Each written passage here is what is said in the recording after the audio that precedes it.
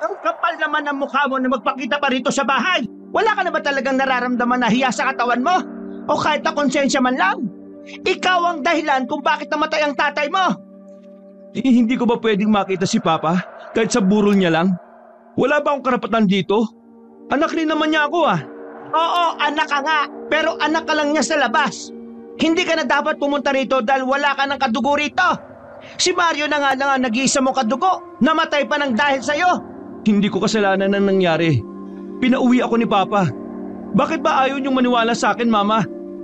Huwag mo akong tatawagin, Mama. Hindi kita anak. Anak ka lang ng asawa ko sa ibang babae at kahit na kailan, hindi ko matatanggap ang katulad mo na palaging kamalasan ng daladala sa pamilya namin.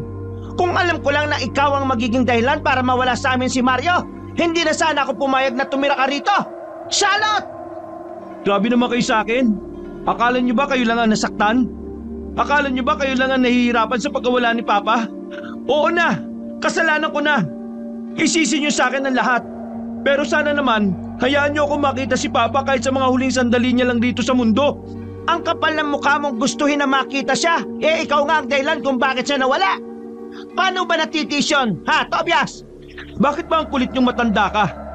Hindi ko nga kasalanan ang nangyari. Bigla niya akong pinauwi sa kalagitnaan ng paglalakbay namin. Hindi ko naman alam na may masamang mangyayari nun.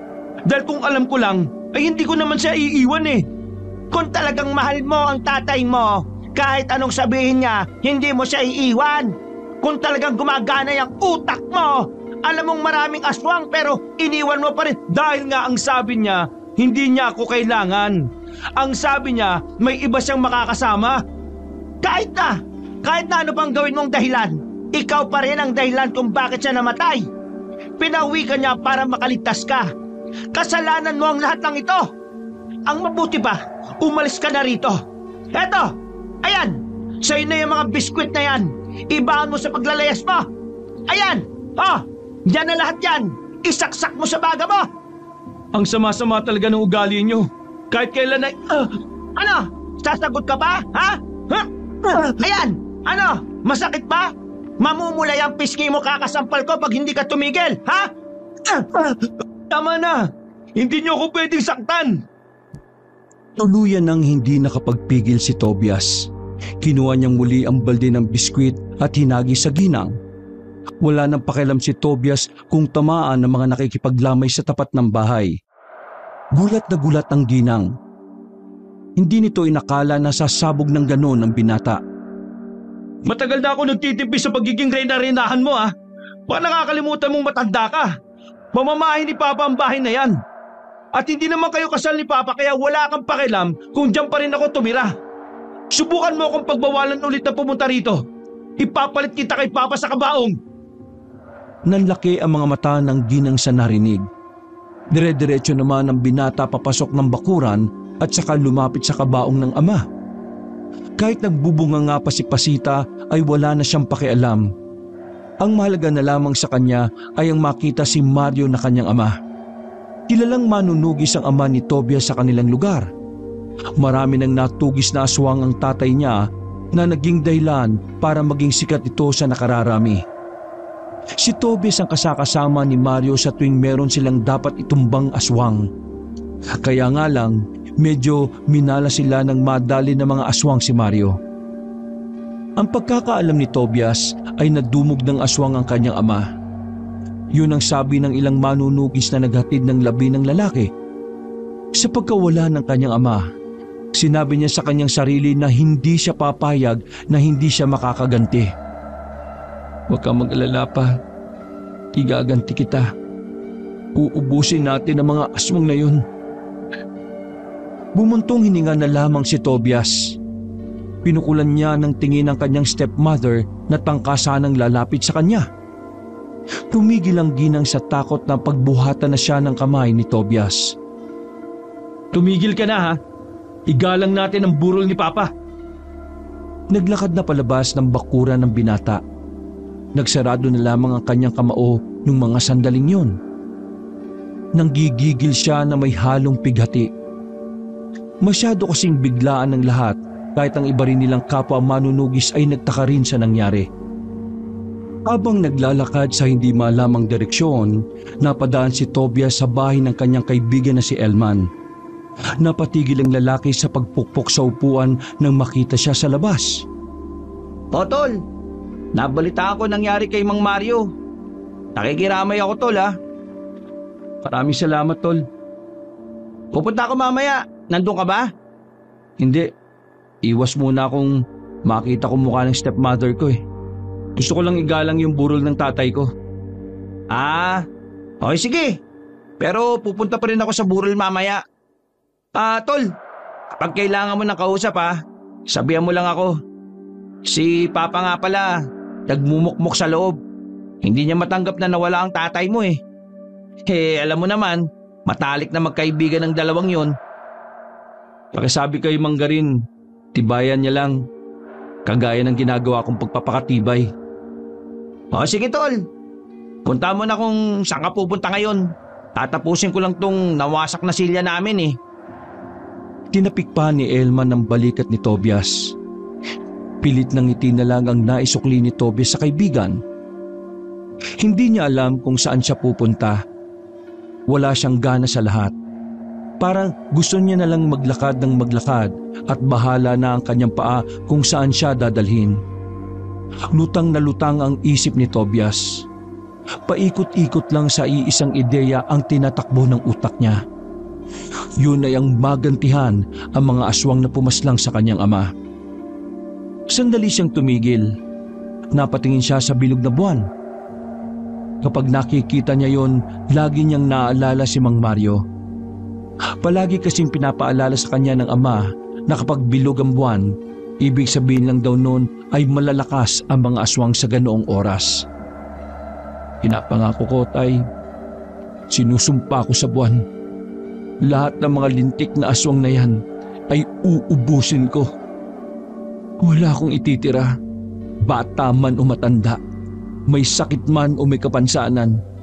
Basta aswang, hindi ako magdadalawang isip na, ha? Napalingon si Tobias sa kanyang likuran nang maramdaman na may tao sa kanyang likuran. Isang babaeng nakasuot ng uniforme ang nakita niyang nakatayo sa daan. Nagtaka si Tobias. Hindi niya alam kung anong problema ng babae. Nang magsasalita na sana siya, bigla na lang tumumba ang babae at nagkalat pa ang mga dala nitong gamit. Buisit, anong nangyari dito? Miss? Miss? Ayos ka lang ba? Miss? Nag-aalangan man ay inilagay ni Tobias ang ulo ng dalaga sa kanyang bisig. Pilit niyang ginigising ang dalaga. Pero wala na talaga itong malay. Wala nang choice ang lalaki. Kailangan na niyang buhatin yon at dalhin sa mas maayos na lugar.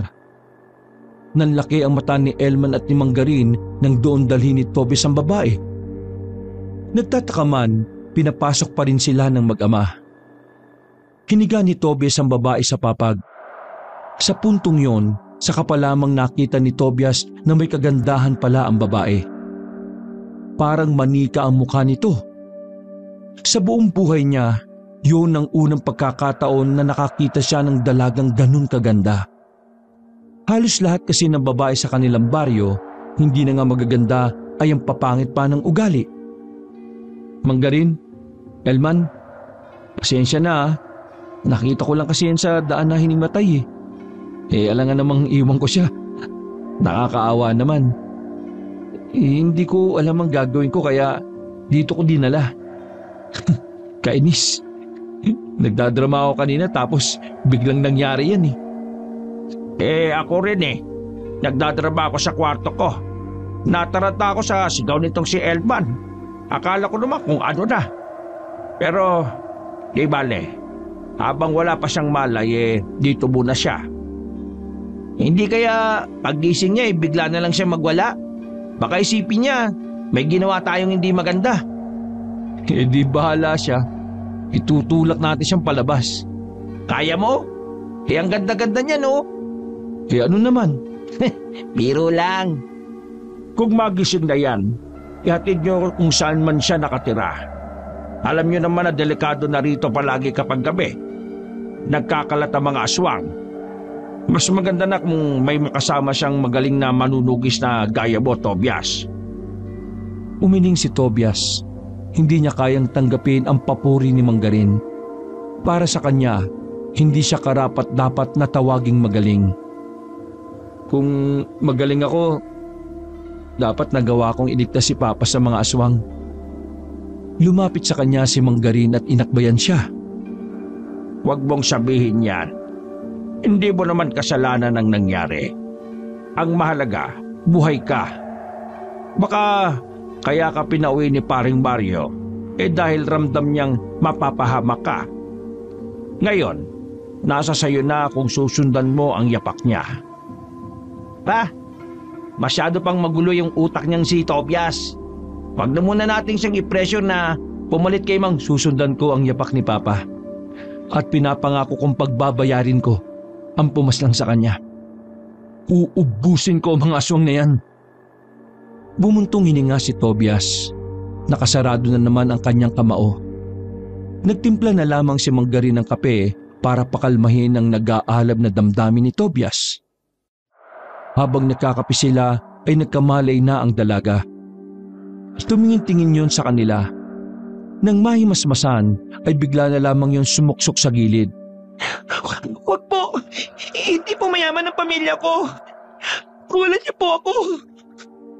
Nakaramdam ng pagkairita si Tobias kaya ito na ang sumagot. Hoy, huwag kang magpapansin. Nahimatay ka sa daan at nakita kita. Hindi ka ba natuto sa school kung paano magpasalamat? Nahimatay ako sa daan? Bingi ka ba? Kasasabi ko lang eh. Tol, kalma. Bakit init ang dugo mo sa babae? Ewan ko. Naiirita ako. Iha, totoo ang sinabi niya. Dinala ka niya rito kasi nahimatay ka daw sa daan. Pasalamat ka kasi siyang nakakita sa iyo. Kasi kung aswang ang nakatsyempo, naka, baka absent ka na bukas sa eskwelahan din niya. Parang nakaramdam ng hiya ang babae. Naliwanagan na ito sa sinabi ni Manggarin. Maraming salamat. Hindi ko kasi matandaan eh. Ang alam ko lang naglalakad ako. Pasensya ka na ha. May pinagdaraanan kasi itong kaibigan ko eh. Pero saan ka ba nakatira? Para maihatid ka namin. Ihahatid niyo ako? Oo. Delikado na kasi sa daan eh. Baka hindi mo lang alam ha. Sasabihin ko na sa'yo. May mga aswang nang gumagala-gala. Mga manunugis ang target nila. Pero delikado pa rin para sa sibilyan na makadaupang palad sila. May usap-usapan na pati mga sibilyan binibiktima nila. Kaya ko naman ang sarili ko eh. Maraming salamat na lang. Hindi mo kaya ang sarili mo. Hinimatay ka nga eh. Wala kang nagawa. Iha, magpatid ka na sa kanila. Mababait naman ang dalawang ito. Hindi sila bastos o manyak tulad ng ibang lalaki dyan. Isa pa, itong si Tobias, natural na sa kanya na tumulong kasi manunugis yan. Naman, ba't sinabi mo pa? Kumamot ulo na lamang ang ama ni Elmar. Saan ka ba nakatira? Ituro mo na kaagad para makauwi ka na. Parang nagdalawang isip pa ang babae. Pero nang makita nito si Tobias na parang naiirita na, agad na rin itong nagdesisyon. Sige, ihatid niyo na lang ako. Nakatira ako sa San Pablo eh. Araw-araw lang akong naglalakad kasi wala naman akong perang pamasahe. Malayo na yun ah. Hindi ka ba natatakot? Hindi. Sanay naman ako tsaka… Babae ka pa rin. Mukha ka ring mahina. Huwag kang makampante sa paglalakad ng nag-iisa ha. Hindi sa lahat ng oras, swerte ka. Tama siya, miss. Marami nang nabibiktima ngayon ng mga aswang at hindi na malabo mangyari sa iyo ang bagay na yon. Kaya para makaiwas ka, iwasan mo maglakad na mag-isa, lalo na kung gabi. Maraming salamat sa paalala niyo. Kaya mo na bang maglakad? Ihatid ka na namin. Kaya ko na naman na. Bay dapat lang. Lumabas na sila ng bahay. Ihahatid nila ang babae sa kung saan man yun nakatira. Para kay Tobias, isang malaking abala yun sa kanya. Pero wala siyang magawa. Konsensya niya kung may mangyayari sa babae tapos wala siyang ginawa. Mahaba-haba na ang nilakad na magkaibigan nang maalala nila na hindi pa pala nila kilala ang babae. Kaya naman hindi na nagdalawang isip pa si Elman na itanong yon. Mukha naman kasing walang balak si Tobias na malaman ang pangalan ng dalaga. Miss, ano nga pala pangalan mo? Tawagin niyo na lang akong Leonora. Leonora? Ang ganda naman ng pangalan mo. Porque kapangalan lang ng dati mong syota, maganda ng pangalan. Utot mo. Natatawa at nahihiya na lang si Elman. Hindi niya inakala na babarahin siya ni Tobias. Samantala, masuring nagmamasid naman si Tobias sa kanilang nadadaanan. Hindi naman sa kinakabahan siya. Sadyang hindi na kasi niya alam ang daan na tinatahak nila. Yun ang unang pagkakataon na nagawi sila sa direksyon na yun. Kaya naman hindi niya maiwasang hindi maging mapuri sa paligid. Hindi naman sobrang liblib ang nadaanan nila. Marami pang halaman sa gilid pero kadalasan sa nadadaanan nila ay palayan. Ganun pa man, hindi naging kampante si Tobias. Palihim siyang nagdala ng punyal. Para kung sakaling may aswang na humarang sa kanila, may pwede siyang ipanlaban. Ganito kalayong nilalakad mo tapos sasabihin mong ayos ka lang? Hindi mo ba talaga alam ang nangyayari sa probinsya natin? Hindi naman kasi ako lumalabas palagi eh. Lalabas lang ako kapag may pasok. Saka doon sa amin, walang TV, walang radyo, wala rin kaming kapitbahay. Yung kalugar namin, ilang metro ang pagitan mula sa bahay namin. Marami nang inabala at pinerwisyo ang mga aswang para lang sa kaalaman mo ha. Isa na nga roon ang tatay ko. Bakit? Anong nangyari sa tatay mo? Pinatay siya ng mga aswang. Natamemi ang dalaga sa narinig. Wala naman kasi sa mukha ni Tobias na namatayan ito. Kaya hindi inaasahan ni Leonora na ganoon ang sasabihin ng binata. Kaya nga delikado na maglakad sa labas ng ganitong oras. Hindi ko alam kung matapang ka lang talaga o sadyang wala ka lang talagang alam sa paligid mo. Pasensya na talaga, wala akong alam. Pero nakikiramay ako sa pagkawala ng papa mo. Sana ayos ka lang. Pep, change topic, Leonora. Malayo pa bang bahay ninyo? Medyo masakit na kasi ang tiyan ko eh. Malapit-lapit na rin. Ayos. Makakapaglabas na rin ng sama ng loob. Uy, nakakaya ka naman. Makikitay ka pa sa ibang bahay. Okay lang. Para makapag-iwan ako ng remembrance ko dun. Nag-peace sign na lamang si Elman sa kanya. Mga ilang sandali lang, narating nila Tobias ang bahay ng babae. Di katulad sa mga nadaanan nila, ang parteng yun na ng lugar ang medyo liblib. Kakaunti lang ang poste ng ilaw. Dahil base kay Leonora, hindi pa lubos na dinideklarang baryo o barangay ang lugar nila. Ayan na yung bahay namin. Pasensya na, medyo maliit lang. Ayos lang. Ang malaga pwede akong dumumi. Ay, oo, sandali, tatawagin ko lang si Lola. Lumapit ang dalaga sa pintuan at mahinghing kinatok ang pinto. Wala pang ilang sandali ay bumukas na rin ang pinto at bumungad ang matandang babae na puti na ang buhok. Bakit ngayon ka lang nakauwi? May project na naman kayo sa school. Teka, sino ba ang mga lalaking ito? Huwag mong sabihin na isa riyan ang nobyo mo ha? Lola naman, malisyosa ka ha. Wala akong nobyo sa kanila. Nagmagandang loob lang sila na ihatid ako. Magandang gabi ho. Nakita ko po kasi siya na hinimatay sa daan. Ako lang ang naroon kaya tinulungan ko po siya. Nang magkamalay siya, sabi ko ihahatid namin siya dahil delikado nga ang daan. Nako, maraming salamat sa inyo kung ganon. Ito kasing si Leonora kapag napapagod yan talaga minsan hinihimatay yan. Paano? Wala naman kasing masakyan na papunta hanggang dito sa amin. Kaya wala siyang magagawa kundi araw-araw na maglakad. Pero maraming salamat talaga sa inyo mga iho. Lola, mawalang galang na po. Pero pwede bang makigamit ng banyo? Banyo ka ba? Pwede naman makigamit. Dumiretso ka lang ha. Huwag kang lilingon sa kahit saan. Basta diretso ka lang. May tawag sila sa ganyan focus sa goal. Ngumisi na lamang si Tobias dahil sa pagiging makulit na matanda. Gustong-gusto na niyang umuwi ng mga sandaling yon, pero habang naghihintay siya kay Elman, naging interesado siya bigla sa lugar na yon. Sa hindi kasi malamang dahilan, parang nakaramdam si Tobias ng kakaiba. Palagay niya, dapat siyang mag-usisa sa lugar na yon. Sa dami na kasi ng lugar na napuntahan nila ng kanyang ama, parang yun na lang yata ang lugar na hindi niya alam. Leonora, anong tawag sa lugar ninyo? Ang tawag ng iba dito, baryo ng Baldos.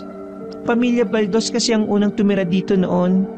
Pero ang tawag naman ng iba rito, libliban, kasi liblib na.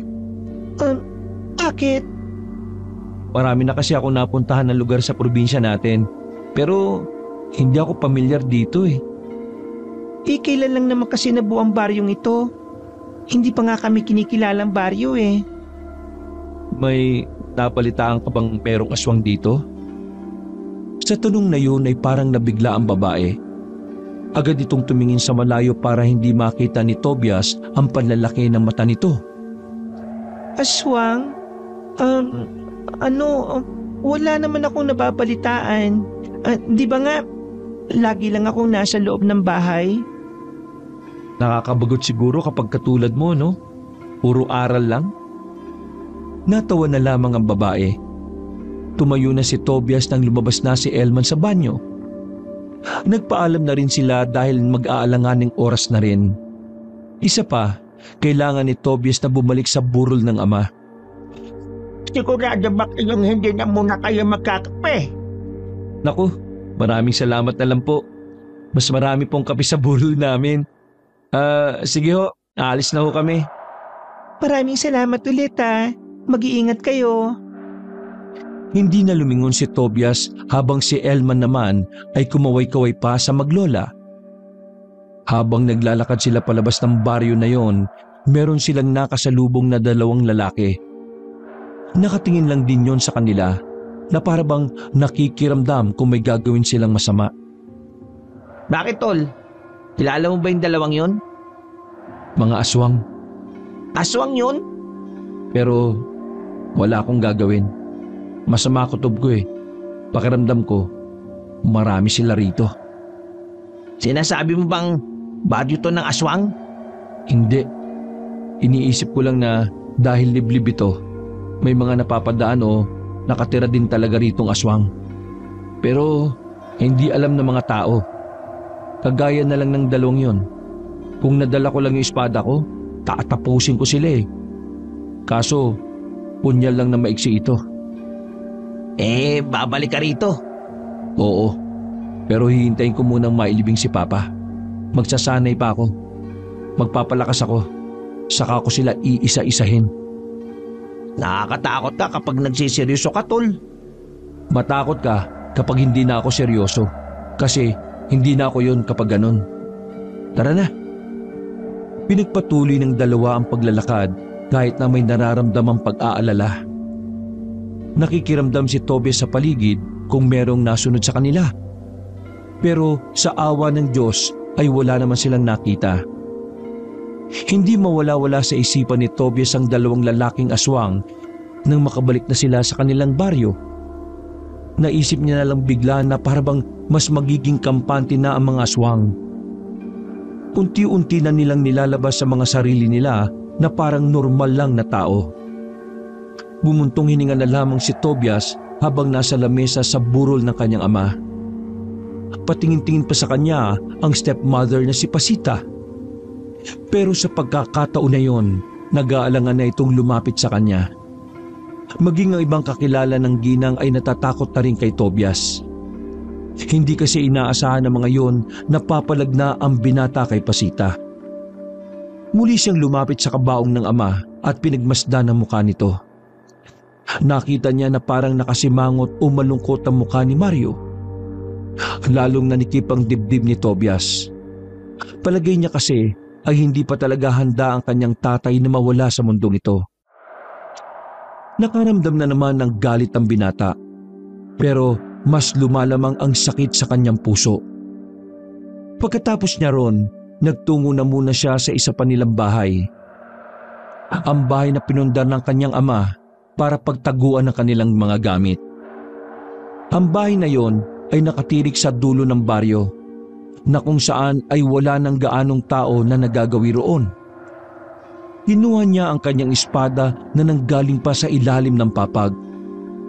Yun ang espadang bigay ng kanyang ama nung siya ay baguhan pa lamang sa pagiging manunugis. Katagal-tagal na rin mula nang hindi nadadampian ng dugo ang talim nito ha. Pero ramdam ko na, nararamdaman ko na muli na kita magagamit. Hinalikan niya pa ang kahabaan ng espada. Pinagmasdan niyang maigi ang talim nito. Napadako ang tingin ni Tobias sa bintana nang maramdaman niyang tila may taong napadaan sa labas. Hinawakan niya agad ng mahigpit ang espada at inihanda ang kanyang sarili. Maraan siyang naglakad. Paglabas niya ay naramdaman niyang nasa bubungan ang kaluskos. Pagtingala niya ay nakita niya roon ang isang tiktik. Nanlilisik pa ang mga matang nakatingin sa kanya at naglalaway. Nasa aktong aatakihin siya nito, pero dahil may kaalaman naman si Tobias sa pakikipaglaban, hindi siya nito nagalusan. Agad na nataga ni Tobias ng espada ang tiktik. Tinamaan ito sa tagiliran na naging dahilan para mapabagal ito. Ang lakas ng loob mong pumunta rito na mag-isa ha? Walang awang tinaga ni Tobias ang aswang sa liig nito. Nang masigurong wala na itong buhay, ay sinunog na niya ang aswang. Lumingon-lingon pa siya sa paligid pero wala na siyang nakita. Nung mga sandaling yon, ramdam na ni Tobias ang pagmamadali ng mga aswang na malaga sa mga manunugis. Isang hindi magandang senyales para sa kanya. Makalipas ang ilang araw, nailibing na rin ang labi ng ama ni Tobias na si Mario. Nilunod din ng binata ang sarili sa pag-iensayo para maging karapat-dapat na kapalit ng kanyang ama. Kahit na papaano, ramdam naman ni Tobias na may pag-unlad sa kanyang sarili. Mas sumusay siya kumpara noong nakakasama niya pa ang kanyang ama. Pero kasabay ng kanyang pag-unlad ay ang pag-usbong ng mga pagpatay sa kanilang lugar. Ilang beses na papabalita na may ilang albularyo at manunugis na ang natatagpo ang patay. Bagay na nagpapatunay na hayok ang mga aswang na ubusin silang lahat. Huwag kang mag-alala. Hindi ko naman aangkinin ang lupa ng naiwan ng tatay mo. Isaksak mo sa baga mo kung gusto mo. Wala ka naman kasing karapatan talaga eh. Kasi hindi ka naman tunay na asawa. Itong bahay lang ang pwedeng mapunta sa'yo. Wala naman na akong pakialam sa bahay na ito eh. Kasi mabubulok na rin.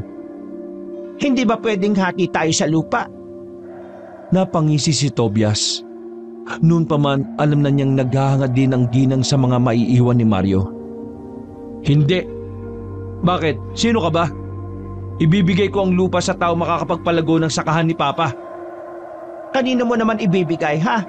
Sa mga kamag-anak mong hilaw? Wala ka na ron. Basta hindi sa'yo.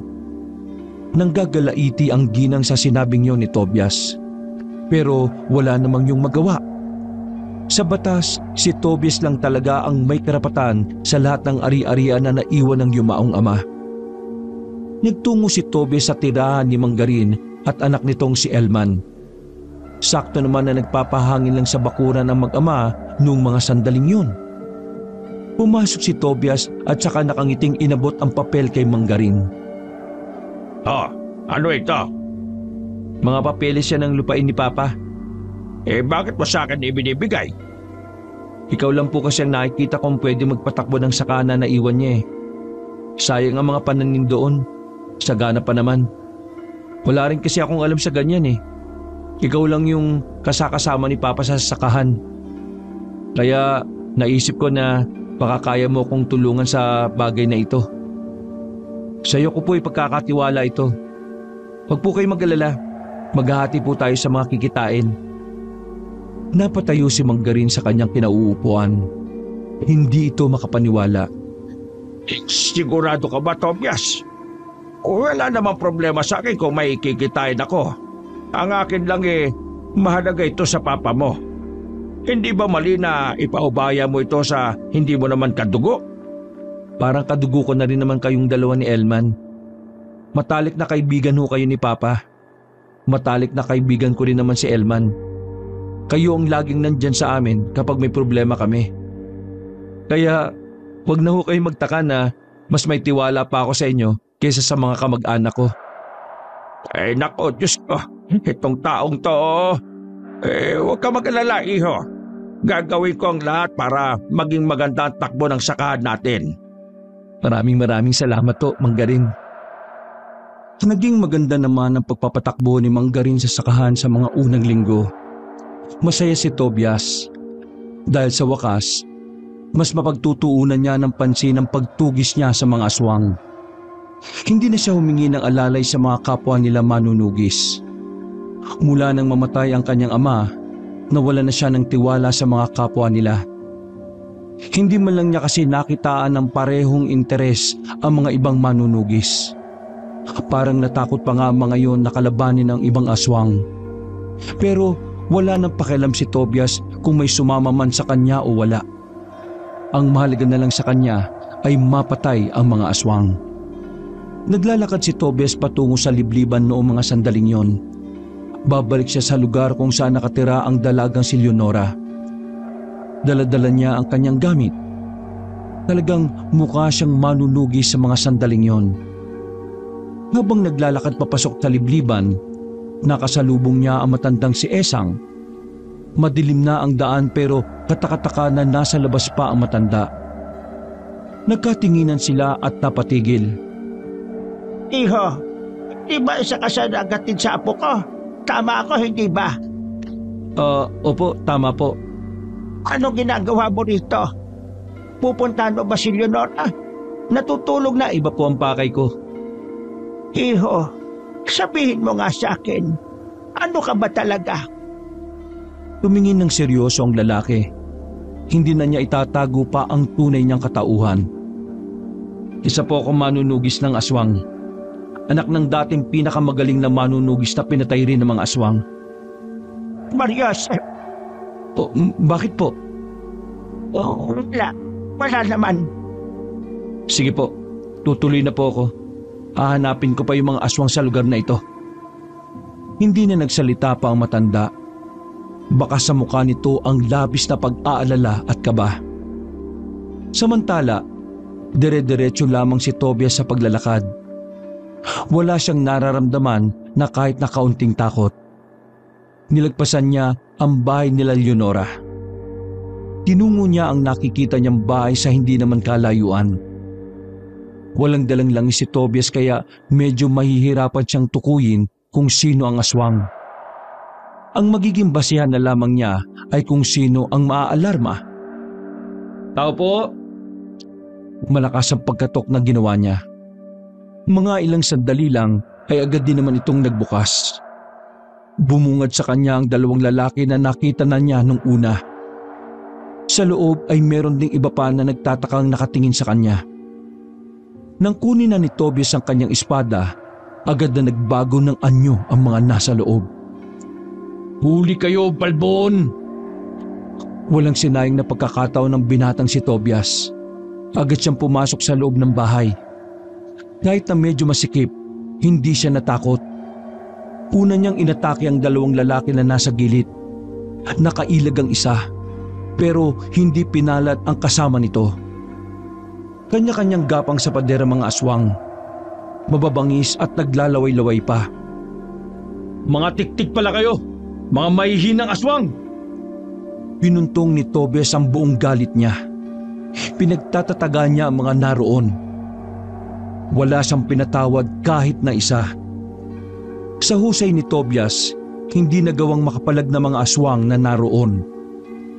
Sa loob lang ng 1 minuto, nakabulagta na ang mga yon. Pagtingin ni Tobias sa labas, nakita niyang may mga tao nang nakakakita sa ginagawa niya. Kaya naman hinila nila ang isang aswang at pinakita sa mga yon. Makinig kayo!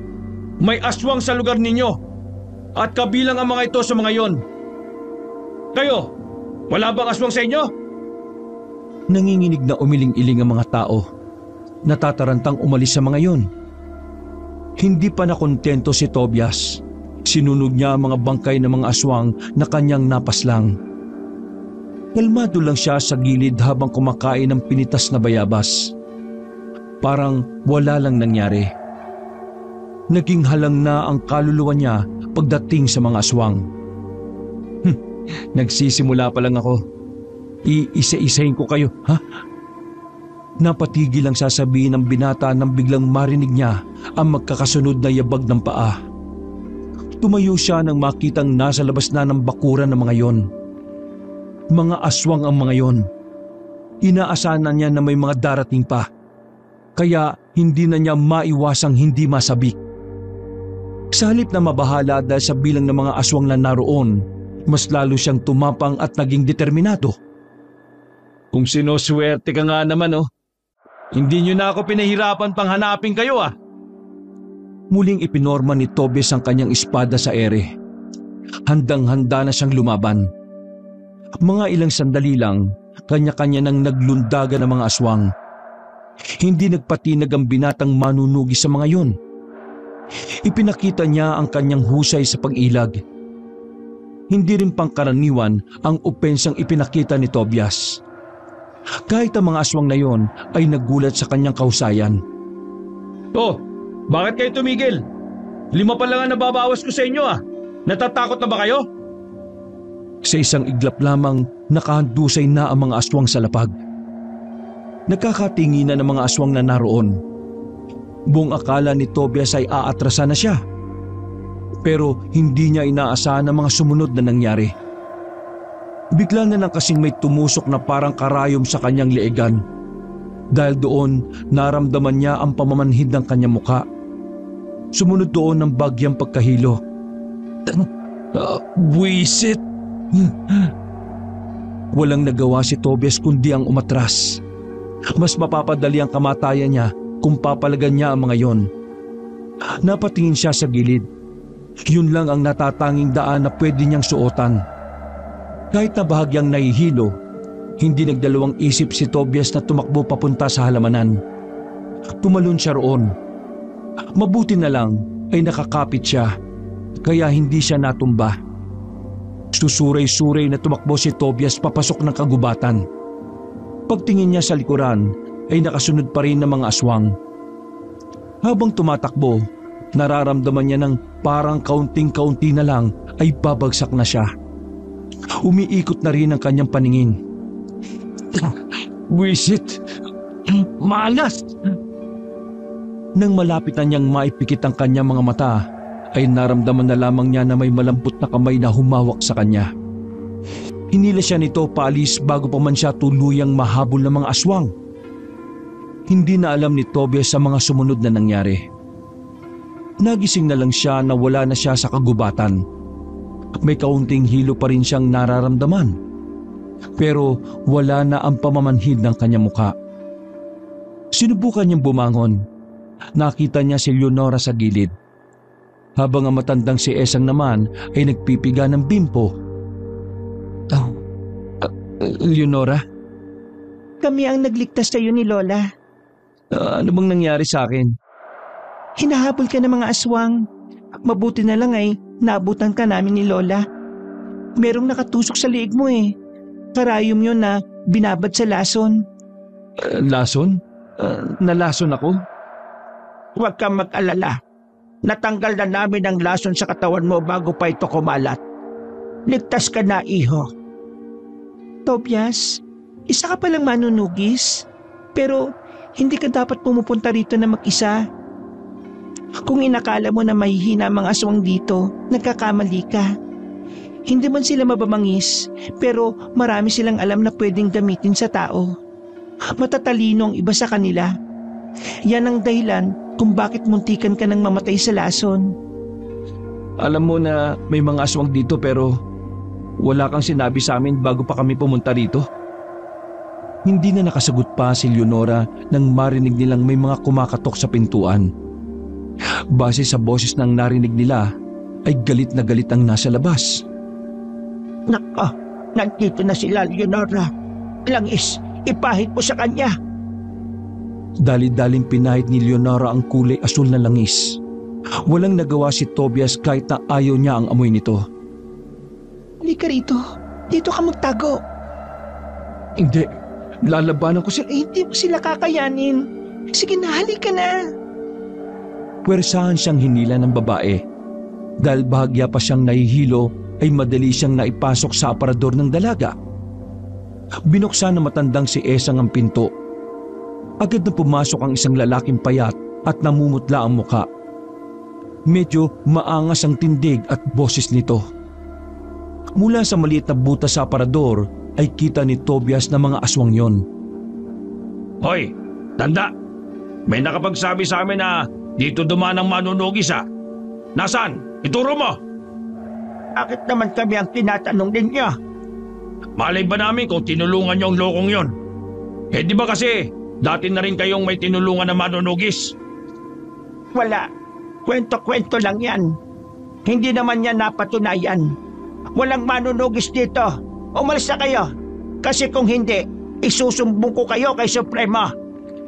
Kapag napatunayan ko na tinatago niyo ang manunugis dito, hindi kami magdadalawang isip na idamay kayo. Wala akong pakialam kahit na isa ka sa pinakamatandang aswang ng henerasyon.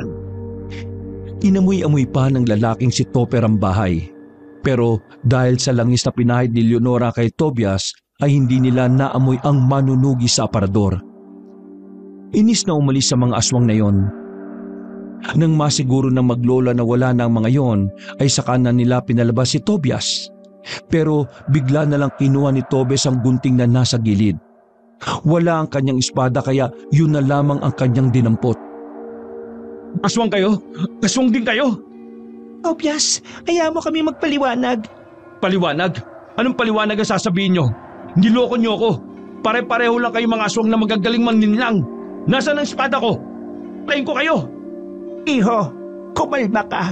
Hindi kami ang mga aswang na dapat mong kalabanin. Dahil katulad niyong mga tao, ang mga aswang ay nahahati rin sa dalawang uri. May masasama at may mabubuti. Sinasabi mo bang mabubuti kayo? Tumango ang matanda. Hindi niyo ako maloloko, ano? Alam ko ang ugali ng aswang. Iisa lang kayo. Naiintindihan ko ang nararamdaman mo, iho. Pero makinig ka sa sasabihin ko. Kilala ko ang ama mo, si Mario. Siya ang pinakamahusay na manunugis ng probinsyang ito. Minsan na rin kaming nagtago, pero wala siyang ginawa sa akin dahil alam niya hindi ako gaya ng iba. Alam kong hindi ka panipaniwala, pero ako ang nagbibigay ng impormasyon sa ama mo tungkol sa mga aswang. Noong araw bago siya mamatay, nagkausap kami. Sinabi ko sa kanya kung ilan ang mga aswang, ang mga pangalan ng mga opisyal ng aswang, mga kuta kung saan at kung ano-ano pa. Manahimik ka! Huwag mo nang bilugin ang ulo ko. Kaming dalawa ni Lola ang kumamot kay Mang Mario bago siya mamatay. Natamimi si Tobias sa kanyang narinig nang si Leonora na ang nagsalita. Lalong humigpit ang pagkakahawak niya sa gunting dahil ang kanyang tatay na ang pinag-uusapan. Hindi totoong kumakalat sa baryo nyo na si Mang Mario ay pinatay ng mga aswang. Alam kong alam mo na hindi siya basta-basta mapapaslang ng mga aswang, Tobias. Tao ang pumaslang sa iyong ama, hindi aswang. Anong sinasabi niyo? Hindi namin alam kung bakit siya pinaslang. Pero nung sandaling pinuntahan niya kami habang naghihingalo siya, sinasabi niya sa amin na kilala niya ang mga pumatay sa kanya. Mga manunugis na hindi niya na nagawang banggitin pa ang mga pangalan. Basta habang ginagamot namin siya, sinabi niya sa amin na kapag nawala siya, bubungkalin na ng mga aswang ang sementeryong nakabaon. Nasa sementeryong yun ang mga katawan ng mga aswang na maalamat. mga aswang na malalakas at kahit sino ay hindi yun basta-basta matatalo. Sinabi niya sa amin na hindi dapat mangyari yon dahil katapusan na ng lahat kapag nangyari ang gusto ng mga aswang. At ang masaklap pa raw nito, may mga taong nakikipagtulungan sa mga aswang. Tama na! Huwag niyo nang sirain sa akin ang kapwa ko manunugis. Hindi niyo kami mapag-aaway-away. May kinuwang kung anong papel ang matandang si Esang. Nilapag niya yon sa lamesa. Ilang araw bago siya mamatay, nakipagkita siya sa akin para kumalap ulit ng impormasyon. Bago siya umalis, binigay niya yan sa akin. Sinabi niya sa akin na kapag napahamak siya, saka ko lang daw ibigay ang papel na ito sa kanyang anak. At ikaw ang alam kong anak niya. Kaya huwag ka mag-alala, hindi ko yan binasa. Kinuha ni Tobias ang papel. Pagbuklat pa lamang niya ay nakilala niya agad ang sulat kamay ng kanyang ama. Bigla niyang naalala ang sandaling naabutan niya si Mario na may sinusulat sa papel. Ganun na ganun ang papel na nakita niya noon. Kaya naman nakumbinsi siya na galing nga yun sa kanyang ama. Habang binabasa niya ang sulat, hindi siya makapaniwala sa kanyang mga nalaman. Unti-unti niyang nabitiwan ng gunting. Marami pa siyang gustong sabihin sa amin noon pero di na niya kinaya. Ang huli na lang niyang hiniling sa amin ay dalhin siya sa ilog para doon siya malagutan. Ang ilog na madalas niyo raw puntahan noong bata ka pa. Tuluyan ang nagbagsakan ng mga luha ni Tobias sa kanyang mga nalaman. Dahil sa sulat, nalaman niya na ang sinasabing sementeryo ng mga aswang ay nasa mismong lupain ni Mario. Ang lupain na tinatayuan nila ng malawak na sakahan. Base rin sa sulat, kakamkami ng mga aswang ang sakahan at doon huhukayin ang katawan ng mga malalakas na aswang. At dahil wala na nga si Mario, nararamdaman ni Tobias na hindi na malabong mangyari ang binabalak ng mga aswang. Ang hindi lang malaman ni Tobias ay kung sino ang mga taong nakikipag-ugnayan sa mga aswang. Sino ang mga manunugis na sinasabi ni Esang. Maniwala ka sa amin, hindi kami masamang aswang. Napipilitan lang kaming mamuhay ng ganito dahil wala kaming choice. Nasaan ang espada ko? Hindi na nagdalawang isip si Esang na ibigay yon kahit na maaari silang paslangin na lang bigla ni Tobias. Huwag kang magpapadalos-dalos. Hindi lang aswang ang kalaban mo rito. Kailangan mong malaman muna kung sino ang mga traidor sa samahan ng mga manunugis. Iho, ikaw lang ang makakapigil sa binabalak ng mga kapwa naming aswang. Kaya sana pag-isipan mong magbuti ang mga hakbang na gagawin mo. Wala pa rin po akong tiwala sa inyo. Pero maraming salamat sa mga sinabi niyo sa akin. Sige po, kailangan ko nang umalis. Tobias, sasamahan kita. Hindi na. Kaya kong lumaban mag-isa. Mapapakinabangan mo ko. Marami akong pwedeng sabihin sa iyo na kahinaan ng mga aswang. Isa pa, kailangan mo ng alalay, lalo pat dalawa ang kalaban mo rito. Tama si Leonora, iho. Kailangan mo ng makakasama. Marunong din naman makipaglaban ng apo ko. Marunong ding manggamot. Magtiwala ka sana sa akin. Gusto lang namin ni Lola na tumanaw ng utang na loob sa ama mo. Dahil mula nang buhayin niya kami, nagkaroon kami ng pagkakataon na makitang muli ang kabutihan. Huminga na lamang si Tobias. Ayaw man niya na may makakasama, pero napagtanto na lang din niya na mas maigi na rin yon. At natuto na siya sa nangyari sa kanya, na dapat hindi niya minamaliit ang mga aswang at hindi siya dapat nagpapadala sa kanyang emosyon. Sige, basta ayaw ko na magiging pabigat ha. May isa pa pala akong dapat sabihin sa iyo. Ano ho yun? Gamitin mo ang espada ng iyong ama. Yun lang ang makakapatay sa pinuno namin. Tumango na lamang si Tobias bilang pasasalamat. Isinuot na ng binata ang kanyang damit. Binalutan niya ng tela ang espada na may mga bahid pa ng dugo. Lola Esang, hindi pa rin ako 100% na naniniwala sa inyo. Kaya sa oras na lokohin niyo ko, yari sa akin tong apo ninyo. Wala namang problema sa akin. Basta, nasa sa iyo pa rin yan. Ang gusto ko lang naman ay hindi magtagumpay ang mga masasamang aswang. Maingat na umalis si Tobias at Leonora. Walang nakakita sa kanilang aswang kaya naman ligtas silang nakalabas ng libliban. Pasensya ka na kung hindi ko kagad sinabi sa'yo na baryo ng aswang ang lugar namin. Natatakot kasi ako na baka bigla mo na lang kaming paslangin ni Lola.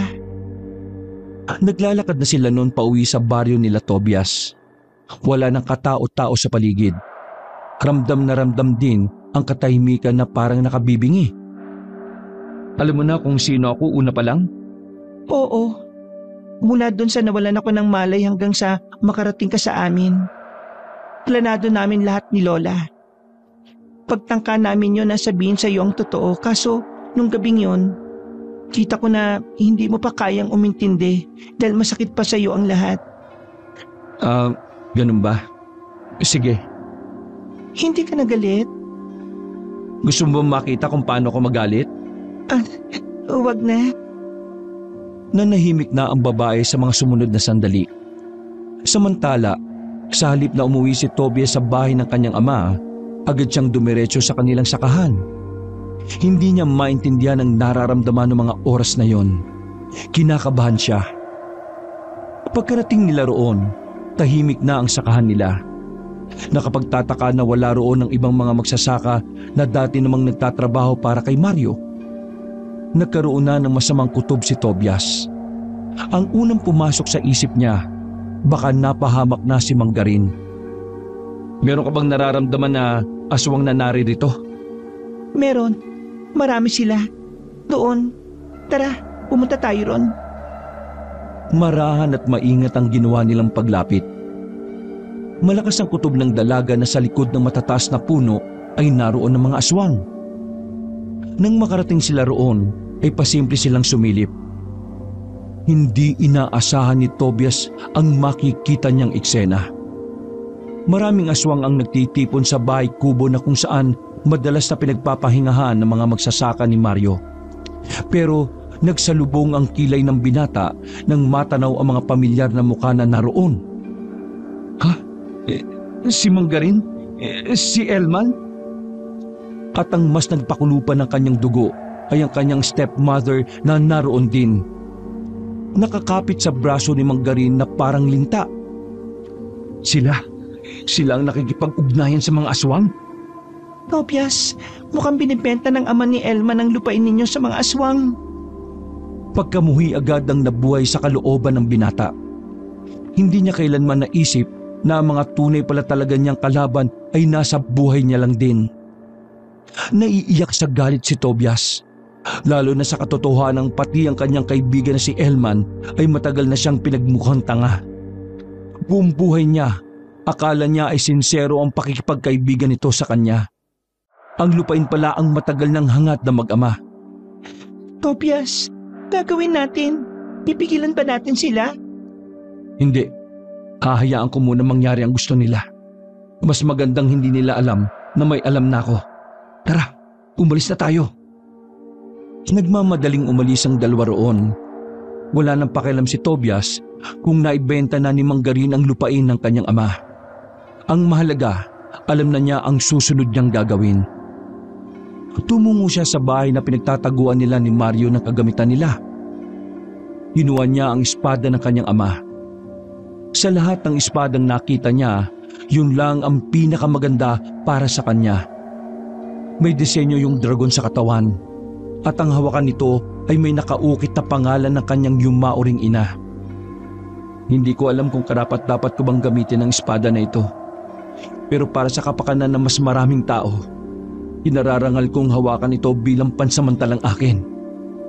Tobias, kakalimutan palang sabihin ni Lola. Tingnan mo sa kabila ng hawakan, naroon na rin ang pangalan mo.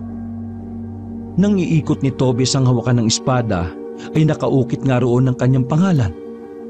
Napayak na lamang ang binata. Niyakap niya ang espada. Dapat pala, hindi ko na sinabi. Umiyak ka tuloy. Lumapit ang dalaga kay Tobias. Tinapik-tapik nito ng mahina ang balikat ng lalaki. Mahal na mahal ka ng papa mo. Nung pumunta pa siya sa amin, lagi kanyang nababanggit. Pero bakit hindi niya sinabi sa akin ang tungkol sa sementeryo ng mga aswang? Dahil ayaw kanya madamay dito. Ayaw niyang magulong buhay ang danasin mo. Sa totoo lang, ayaw nga ng papa mo na sumunod ka sa yapak niya eh. Maraming salamat sa mga impormasyon na sinabi mo sa akin. Pero dito ka na lang muna sa bahay na to. May pupuntahan lang ako. Kakausapin mo ba yung mag-ama? Tumango na lamang ang binata. Dala-dala ang espada ng kanyang ama ay naglakad siya patungo sa kinaroroonan nila Elman at Manggarin. Nang nasa tapat na siya ng bakuran, nakita niya si Elman na pasipol-sipol habang nagpapakulo ng tubig. Habang tinitingnan niya ang kaibigan niya, hindi niya pa rin maintindihan kung papaano siya nito tinraidor. Uy! Tobias! Gabi na! Anong ginagawa mo dyan? Lumapit si Elman sa kanya nang may ngiti sa muka. Normal lang ang pakikitungo nito na parang wala itong ginagawang masama. Napadaan lang ako. Gusto ko lang kayong kumustahin kung nasa maayos ba kayong kalagayan. Maayos lang naman kami ni Papa. Si Papa, nagpapahinga na sa loob. Yung lupain kaya ng tatay ko, maayos pa ba? Tila ikinagulat ni Elman ang sinabi ni Tobias.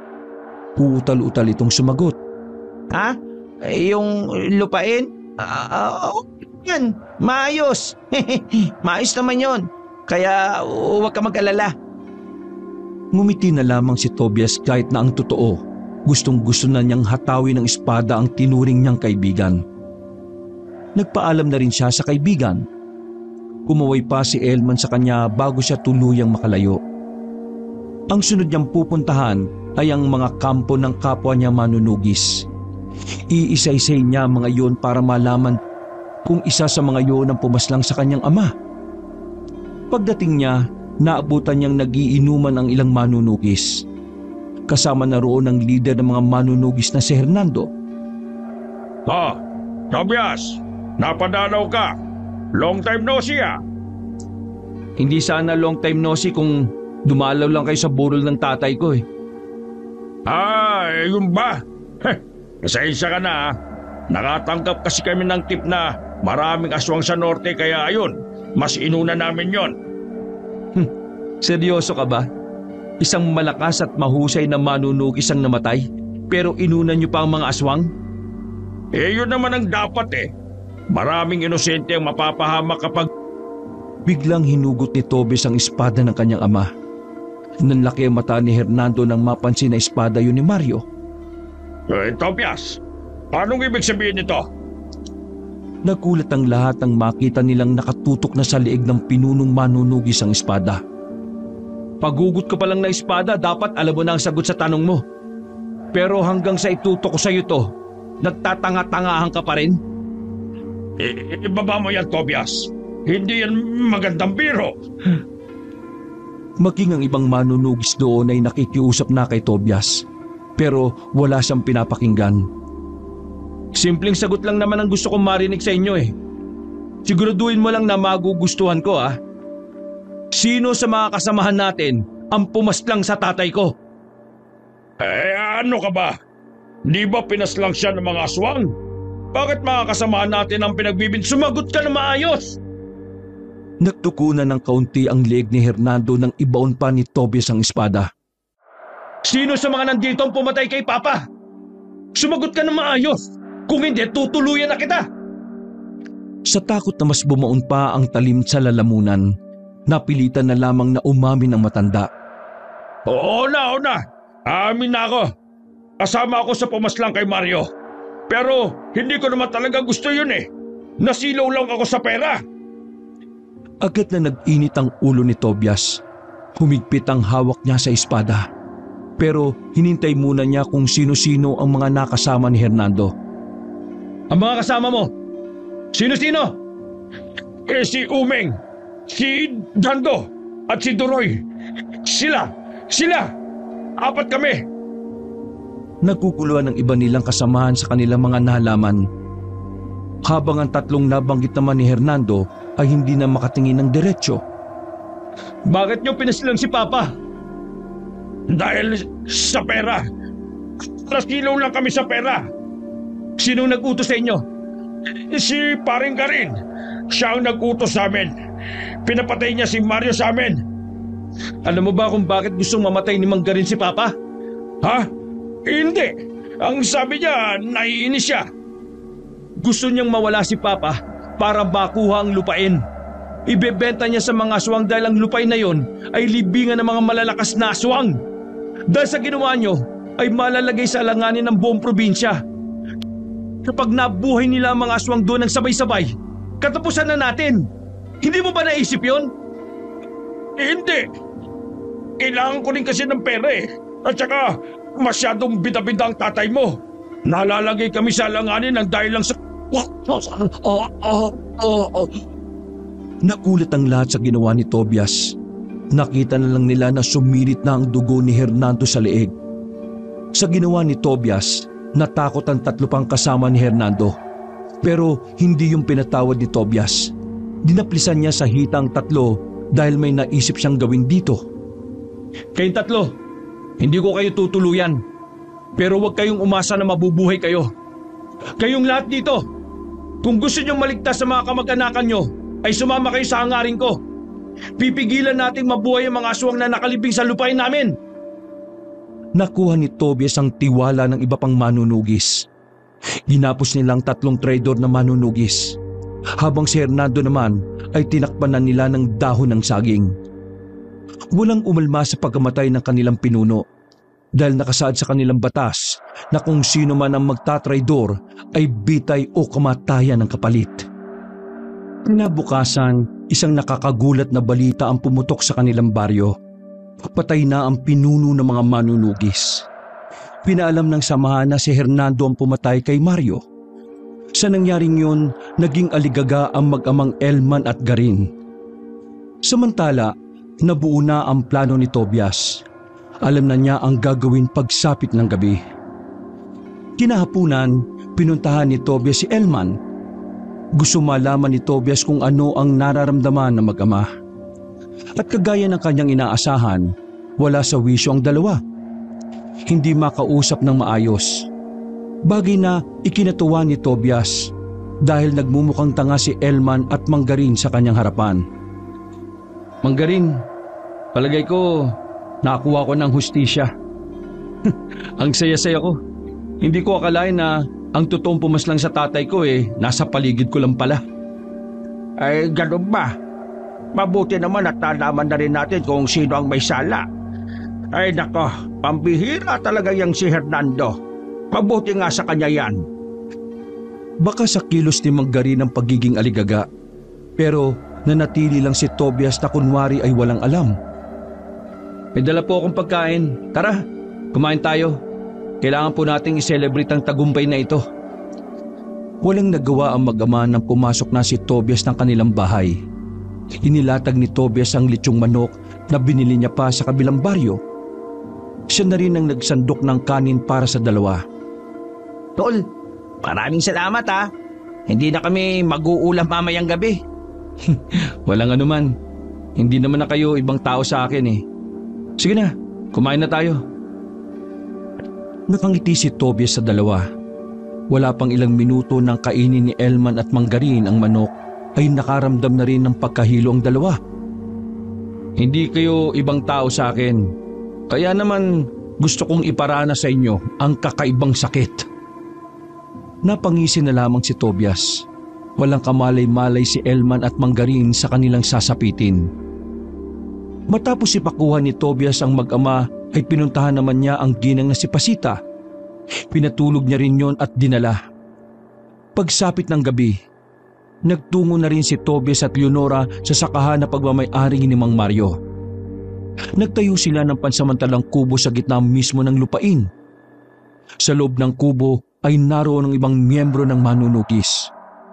Habang sa labas naman ng kubo ay naroon si Aling Pasita, Mang Garin at Elman. Kapwa sila nakagapo sa nakabaon na kawayan. Tobias, kailangan ba natin gawin yan sa kanila? Walang kapatawaran ang ginawa nila sa tatay ko. Huwag ka mag-alala. Hindi naman tayo ang papas lang sa kanila eh. Ha? Sabihin? Maya-maya, darating na ang mga aswang para simulan ang pagbubungkas sa mga nakabaon sa sementeryo. Yang tatlong yan ang magiging hapunan nila. Naglakad palapit si Tobias sa kinaroroonan ng tatlo. Wala siyang nararamdaman na awa sa mga yon kahit na ano pa ang sabihin nila. Tol, tawanan mo na ako rito. Napilitan lang naman ako sumama kay Papa eh. Hindi ko talaga gusto pangyari yun. Nakita kita kagabi. Kasama ka sa pagbenta ng lupain sa mga aswang. Sobrang saya mo nga nang tumanggap kayo ng pera eh. Ngayon, sabihin mo sa akin na hindi mo ginusto. Kasi tama na, Elman. Hindi siya makikinig sa'yo. Tobias, hindi ako nagsisisi sa ginawa ko sa tatay mo. Kahit napatayin mo ako rito, wala kang maririnig mula sa akin na sorry. Inggit na inggit ako sa tatay mo eh. Binata pa lang kami, nasa kanya na lahat ng pabor ng mga tao. Siya ang sikat, siya ang matalino at magaling. Inagaw niya sa akin ang mama mo. Lahat na lang ng dapat sa akin ay napunta sa kanya. Tama lang ang ginawa ko. Masyado na siyang pumapapil sa baryo. Siya na kinikila ng bayani. Habang ako walang nakakakilala sa akin. Kahit na anong gawin kong pagpapakahusay sa panggagamot, wala pa rin. At lahat ng yon ay dahil sa ama mo. Hindi niya kasalanan kung mababang uri ka. Tapos siya hindi. Nilamon ka ng inggit mo. Ikaw ang may kasalanan kung bakit ka naging ganyan. Kaya wala kang karapatan na inagaw niya ang lahat sa'yo. Wala akong pakialam kung humingi ka ng tawad o hindi eh. Dahil mas magiging masaya pa ako kung matitikman mo ang impyerno kasama ng mga mahal mo sa buhay. Ganun naman kasi. Sabi ko na kasi sa iyo kagabi, pagkuha natin ng pera umalis na tayo ng baryo. Ayan tuloy ang nangyari sa atin. Isa ka pa, Pasita. Wala kang kwentang tao. Minahal ka ng tatay ko ng totoo. Pero anong ginawa mo? Niloko mo siya at kasama ka pa sa nagplano sa pagpaslang sa kanya. Napakawala mong puso! Hindi makapagsalita ang ginang. Hiyang-hiya ito at tila nawala ang angas sa muka. Maya-maya pa ay sumenyas na rin si Tobias sa isa nilang kasamahan. Nagbuhos ng isang balding dugo ng baboy sa harapan ng tatlo. Yun ay para mas madaling maamoy ng mga aswang at makalapit kina Manggarin. Tol! Ano to, Tol? Para saan to, Tol? Tultulin mo mukha mo. Hintayin nyo na lang yung mga bisita ninyo. Sabay na pumasok si Tobias at Leonora. Sa loob ng kubo sila naghintay sa pagdating ng mga aswang. Makalipas lang ang halos isang oras, naririnig na nila ang malalakas na angil mula sa kagubatan. Dahil doon, paulit-ulit na nagmamakaawa si Elman kay Tobias. Pero hindi lumabas si Tobias hanggat wala pa ang mga aswang. Maganda kayong lahat. Papunta na sila. Tumango ang ibang manunugis. Maging si Leonora ay inihanda na rin ang sarili. Hindi nagtagal, narinig na lamang nilang nagsisigaw ang tatlo sa labas. Kasabay nito ay ang mga ingay na nagmumula sa mga aswang. Hindi nakatiis si Tobias. Lumabas na rin siya ng kubo. Nadatnan niyang sinisimulan ng lapain ng tatlo. Mabuti na lang ay natigil agad ang mga yon nang makita si Tobias. Hindi malaman ni Tobias kung bakit niya yun ginawa. Kung tutuusin, dapat ay wala na siyang pakialam na mamatay sina Elman. Pero nakakaramdam siya ng inis dahil kahit na kamuhi-muhi ang kasalanan nila, hindi kaya ni Tobias na pantayan ang kasamaan ng mga yon. Para bang may nagsasabi sa kanyang puso na mali na ipakain niya sa mga aswang sila Manggarin. Ganon din ang tatlong manunugis na traidor, na siya namang nasa kabilang banda ng kubo at nakatali rin. Agad na naglayuan ang mga aswang. Walang namatay sa mga nakagapos, sa halip prinotektahan pa nila ang mga yon. Tol, maraming salamat. Pero bakit mo kami niligtas? Hindi ko kayo niligtas. Batas ng tao ang bahala na sa inyo. Mga kasama, pakawalan niyo sila. Bahala na sila kung paano nila ililigtas sa mga sarili nila. Natamimi si Manggarin sa narinig niya. Samantala, nagsimula na rin ang sagupaan. Bawat isa kina Tobias ay ipinaglaban ng lupain na yon. Hindi yun maaaring mapunta sa mga aswang. Dahil kapag nagkataon, Magtatagumpay ang mga aswang na ibalik ang mga mababangis na kalahi nila. Habang nagkakagulo, nakita ni Tobias ang sinasabing pinuno ng mga aswang. Yun lamang ang nag-iisang may pakpak sa mga yon. Tumakbo si Tobias patungo sa kinaroroonan ng pinunong aswang. Hindi siya nagdalawang isip na atakihin ito, pero bigla na lang itong lumipad sa itaas. Sandali itong nawala. Mga ilang sandali lang, may lumipad ng aswang na nasa likuran niya. Tinamaan si Tobias ng kalbot nito. Mahaba ang kuko ng aswang kaya agad na dumugo ang kanyang likuran. Wisit, mukhang mahihirapan ako sa isang to. Kailangan kong unahin ng niya. Pinagandaan ni Tobias ang sunod na atake ng aswang na yon. Sandali niyang tiningnan ng mga kasama. Kampante siyang hindi nadedehado ang mga manunugis. Kaya naman tinuon na lamang niya ang atensyon sa kalaban. Nagulat na lang si Tobias nang biglang lumitaw sa dilim ang pinunong aswang. Tangkang kakalmutin siya nito ng mahabang kuko nang biglang sumulpot si Leonora. Hinila siya nito. Ang kaso nga lang, si Leonora ang tinamaan ng kalmot. Malalim ang hiwa ng babae sa tagiliran hanggang sa bewang. Bakit mo ginawa yun? Huwag mo akong intindihin. Kaya ko ang ganitong sugat. Kung ikaw ang tinamaan nito, patay ka na. Mabilis ang kalaban mo.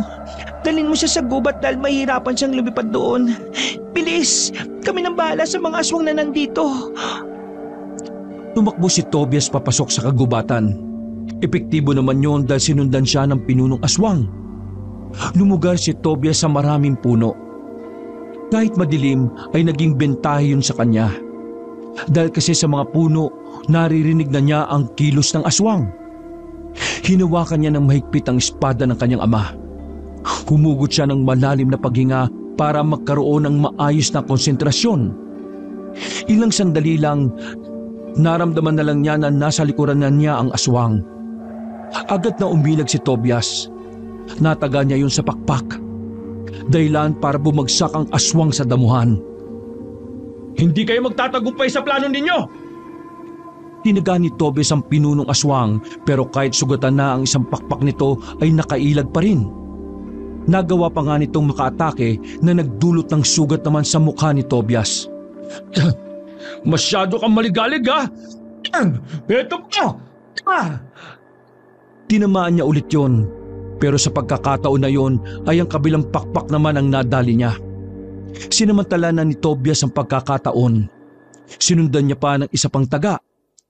Hindi na nakailag ang aswang. Sinalo nito ang taga ni Tobias sa kaliwang balikat. Umangil ng umangil ang pinunong aswang. Sinubukan pa nitong lumaban pero sa puntong yon ay hinang-hina na rin ito. Nang tuluyan na itong bumagsak ay inakala ni Tobias na patay na nga yun. Hanggang dito na lang kayo. Mahinang nilalang. Tumalikod na si Tobias nang mapansing hindi na gumagalaw ang aswang. Pero ang hindi niya alam ay nagkukunwari lang pala yun. Bigla itong bumangon ulit. Masumaba na ang mga kuko nito na parang isang kutsilyo. Nasa aktong itatarak ng aswang ang mga kuko sa likuran ni Tobias pero pagharap niya ay naroon na si Elman. Ito ang sumalo ng dapat ay para kay Tobias. Agad na sinalo ni Tobias ang pabagsak na si Elman at pinukol naman ng espada ang pinunong aswang. Tinamaan yun sa ulo na naging dahilan ng tuluyan nitong pagkamatay. Elman! Mas mahalaga sa akin ang buhay mo kaysa sa buhay ko, Tol. Hindi ako humihingi ng kapatawaran. Hindi ko yun deserve. Pero gusto kong malaman mo na may parte ng buhay ko na totoong tinuring kitang kapatid. Elman! Hoy! Tata! Ang ginawa yun! Tuluyan ng bumitaw ang binata sa kamay ni Tobias. Kahit anong gawin pag-alog ni Tobias sa kaibigan ay hindi na rin yon tumutugon pa sa kanya. Sa puntong yon, para pang nabura na ang lahat ng galit ni Tobias kay Elman. Pansamantala niyang nakalimutan ang kasalanan nito. Ang tanging tumatakbo lang sa isipan niya ay sana magkaroon ng pagkakataong makabawi si Elman sa kanya. Pero kahit ilang sana pa ang sabihin niya, batid niyang hindi na yon mangyayari pa. Hagulgol ang ginawa niya. Bitbit niya ang katawan ng kaibigan at naglakad pabalik sa sakahan. Pagdating niya roon, natalo na ng mga manunugis ang aswang. Agad namang lumapit si Mang Garin para kunin ang wala ng buhay na anak. Yan ang epekto ng kasakiman mo, Mang Garin. Kumagulgol ng iyak ang matandang lalaki. Napailing na lang din si Tobias. Sa parehong gabi, tinipon nila ang mga bangkay ng aswang. Sinunog nila yon sa iisang lugar. Pagkatapos, binungkal na nila ang sakahan. Tumambad sa kanila ang mga puntod na hinihinalang malalakas na aswang. Para hindi na yun mabuhay pa ng ibang aswang, pinagsama-sama nila ang mga buto sa isang drum. Sinilaban din nila ng apoy.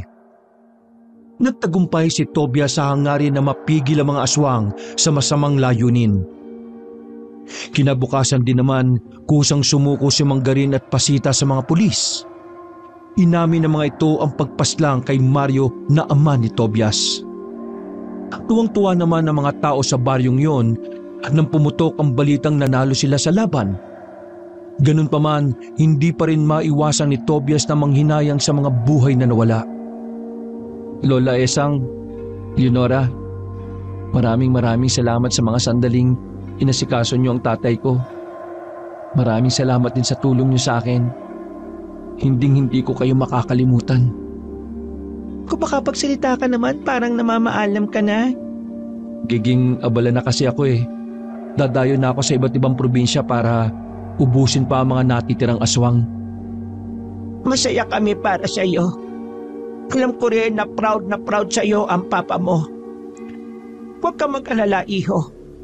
Palagi lang kaming nandito para tulungan ka. Para sa kapayapaan ng lahat. Maraming salamat po, Lola Esang. O sige po, mauna na po ako. Kumaway na lamang si Tobias sa maglola. Bitbit ang kanyang espada, handang-handa na siyang maglakbay para simulan ng ubusin ang mga aswang sa buong Pilipinas. Wakas.